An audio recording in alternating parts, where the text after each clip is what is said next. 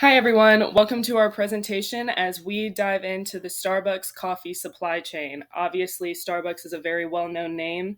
It is the top coffee company in the world, originally opening in 1971, but now having over 30,000 locations worldwide. It's obviously been able to develop over the decades and remain in that top spot. And a lot of this is due to their supply chain management and how they've been able to adapt and change with the times over the years. So we're going to dive in deep to how supply chain has contributed to their success and what their supply chain looks like. So, for a little extra background on Starbucks as a company, it is the premier roaster, marketer, and retailer of specialty coffee in the world. Specialty coffee is what the brand started around way back in the day, and it has remained focused in that area. However, as we mentioned earlier, they've developed into a wide variety of different drink, food options, um, and other products as well. They operate in multiple brand deals and other corporations, and they're able to license trademarks, they're able to license stores, they have products in grocery stores and in other places as well. But today we're mainly going to be focusing on the coffee supply chain and the way that their main product operates within the supply chain. Starbucks as a whole corporation uses around the same supply chain for all of its products and even everything that goes in its stores or in other stores. But coffee is the star of the show today, so that's what we will be focusing on as we continue. The coffee supply chain across all different types of coffee companies and anything that has to do with a coffee bean in any shape or form looks roughly the same. Obviously, Starbucks has a very strong supply chain system. That's how they've been able to be so successful, but that was not always the case. Their supply chain actually had to be adjusted in 2008 because they were experiencing significant money losses caused by late deliveries and forced outsourcing, but they were able to adapt and now have a stable flow that is simplified to planning, servicing, making, and delivering, which can also be stated as harvest, milling, roasting, and distribution, as you see on the slide. We'll be breaking down the different pieces of this in the following slides, but virtually all coffee supply chains start at a farm and then work their way up through different roasting processes, packaging processes, and distribution processes. Starbucks has mastered this over the years, and it has changed roughly as time and technology have evolved, and we'll break down each way that they handle their sections of their supply chain. Because the majority of Starbucks losses during the time of 2008 were attributed to their dependency on outsourcing and issues they were having with the third parties they chose to work with, they now maintain a much higher locus of control over their supply chain, whether it be purchasing, roasting, packaging, distribution, any part. Starbucks is pretty much hands on, other than the purchasing aspect, where they work with global farmers to obtain their coffee beans, and then it goes into Starbucks supply chain directly. So they purchase globally from different parts of the world. We'll get into that a little bit later. And obviously, that is something they don't have as much control on, because anything with farming has to deal with factors like weather, political disputes, trading activities, or anything of the sort that could impact quality, supply, timing, anything of that sort. But they're able to take control as soon as the beans are in their possession, and they're also able to negotiate prices with their suppliers based off a should cost model that they've developed, and then regionalize the production once they have the coffee beans in their possession. So once the coffee beans have been sourced, that starts the part of the supply chain that Starbucks has a lot more control over.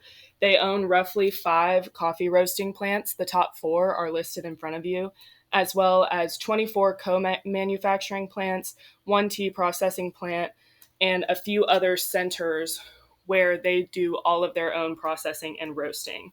So once suppliers have harvested and packaged their beans, they are transported by truck or container to the storage locations, coined coffee greenhouses, and Starbucks handles the roasting themselves. And the reason they have such close control is because they want the quality to be the same across all stores. So if you're an avid coffee drinker, you probably recognize that Starbucks coffee has a very, very distinct taste, and it tastes the same at pretty much any Starbucks you go to. That's because Starbucks handles all of their own roasting, and they're very meticulous about their coffee having their exact flavor at any location you may go to. Distribution was another area of the supply chain that got highly adjusted after the 2008 debacle because delivery times were such a big issue back then. So they've evolved into their hands on approach in this manner as well and have improved their own delivery times from farmers to roasters to distribution centers and so on. They have 9 regional distribution centers and 48 central distribution centers to avoid their shipping problems. They tend to focus on just in time delivery to ensure the quality of the product that they are giving. And they've elevated their retail relationships in recent years to be able to maintain that high quality across the board. So this is the same for coffee in store, coffee that's sold in bags or K cups in grocery stores, Starbucks you may see in hotels or airports. All of it works within the same supply chain that makes sure the 70,000 weekly deliveries are on time and are up to par with Starbucks standards. The Starbucks supply chain, from all of its different types of products and locations, can all be categorized as a vertically integrated supply chain, which means that as we've been discussing throughout this presentation, Starbucks is very hands on in each stage that its products go through in the supply chain. And that can be exemplified through its coffee and farmer equity standards that they follow, which simplifies the supply chain, as we mentioned before, as well, to farmer, processor, supplier, and exporter, Starbucks, and finally to the customer. The basics of these standards can be broken down into economic transparency, social responsibility, environmental factors, and quality standards. And they also follow coffee sourcing guidelines as well to protect the farmers that they work with. So the goal of all of these things is to maintain a sustainable supply chain practice with coffee growers, tea growers, cocoa growers, and all of their non-food items, holding up their quality and ensuring that everything is delivered just in time to the standards that Starbucks sets for itself. Starbucks' sense of ownership over their products and their supply chain as a whole has allowed them to continually evolve over the years as a brand and a corporation to maintain the top coffee company in the world, but it's also resulted in the globalization in their supply chain as a whole. Starbucks gets all of their beans from selected farms in Latin America, Africa, and Asia and the Pacific, but once those beans are sourced, they are taken to one of the locations listed below, both domestic and international, to be handled for roasting, warehousing, and distribution. So, as soon as the beans are sourced from their chosen farms, they then have full control over what happens to the coffee and the products that they're creating after that to make sure that everything is on time, up to their quality standards, makes it where it's supposed to, and can be handled within the corporation specifically.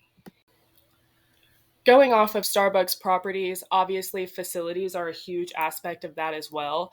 Starbucks obviously owns most of their roasting facilities, but they lease the majority of their warehousing and distribution locations. So they follow an own and lease model that is very specific to their standards and the partners that they choose to work with. Starbucks has 19,592 company operated stores, and almost all of those are leased, but they are still under Starbucks specific control. The own and lease model doesn't just follow the 3 main aspects we've been talking about, but it also includes administration, storage, research, and other parts of their logistics and development as a company. The way that this is structured helps Starbucks maintain a high inventory turnover and also maintain a global position that allows them to keep growing globally and keep track of the standard of product that they want to push out. So you can see some of the costs that are associated with this part, but it's proven to be profitable for Starbucks in the long run and allows them to have control over what happens to their product across all stages of the supply chain. In the process of Starbucks developing this own and lease model and expanding their locus of control over their product, they've also been able to obtain their own farm. So the Hacienda Alsacia farm in Costa Rica is completely owned by Starbucks and is not only used as a working farm, but also for further research and development. This is obviously not where all Starbucks coffee materials come from, but it shows extreme initiative in sustainable coffee production, supply, and distribution. and serves as a space for the corporation to continue to develop their own standards and what they're looking for as far as farmer suppliers and what the process looks like from sourcing to their roasting processes that they already own.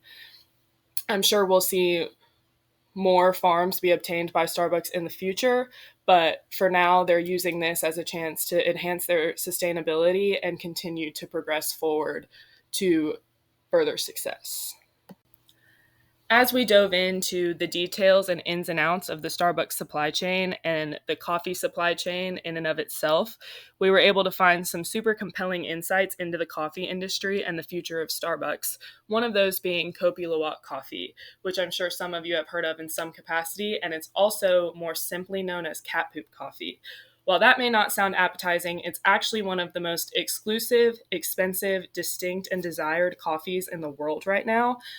It is a method of production that is specific to Indonesia and is very, very hard to find. So, obviously, the rise of its popularity has raised questions of if Starbucks will ever carry their own type of Kopi Luwak coffee. And while some people think yes, because Indonesia is already one of Starbucks' main sources, it's more likely that Starbucks will never be able to maintain their own version of this product because it's in extreme short supply and it would be very hard to integrate into Starbucks' very specific supply chain standards that it's created for itself. In terms of Starbucks as a company and business of itself, the development and control of their supply chain that they've mastered in recent years has led them to maintaining the title of top coffee company in the world over decades now. Because of this, they now have profits that have led them to titles such as a neobank, its own type of fintech, or even an unregulated bank, solely based off the amount of money and profit they're able to make each year through all of their different streams of locations, product, deals, and whatnot. So, this just goes to show that when supply chain management is handled correctly and mastered, it leads to extreme increase in profit, extreme customer loyalty, and relationships that are going to be sustainable over long periods of time, and therefore makes more money for the business as a whole. Thank you guys so much for watching. We hope it's been informative for you. And we also hope that next time you have a Starbucks cup of coffee or you're in a Starbucks coffee shop, you're able to look around and have a little bit better idea of where it comes from and how Starbucks operates as a business.